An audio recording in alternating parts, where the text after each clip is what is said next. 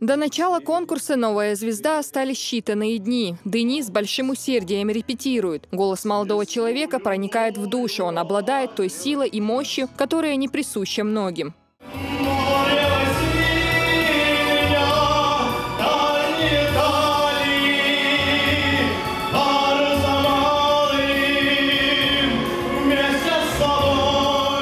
Вокальный конкурс будет проходить в Москве. Его организовал общественно-патриотический канал «Звезда». 85 участников из всех регионов России. Это и дуэты, и индивидуальные исполнители, и группы до 5 человек. Многие участники пишут музыку и тексты своих песен, записывают кавер-версии знаменитых хитов, так что они звучат неожиданно и очень интересно. Но именно мужской баритон является королем вокала, считает Дени, и поэтому уверен в своем успехе. Мечта у меня стать певцом. Серьезным таким, достойным певцом, который бы восхищались люди и ходили и слушали с удовольствием. Если еду куда-то, да, просто так я никуда не еду, правильно же? Вот. Тем более, что на мне стоит чеченский народ. Вот.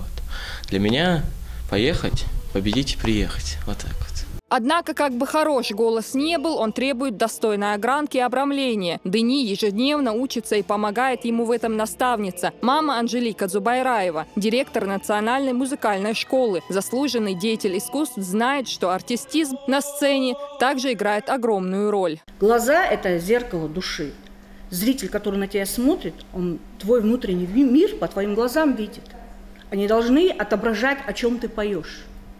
Глаза закрывать нельзя. Закрывая глаза, ты ставишь стенку перед зрителем и собой.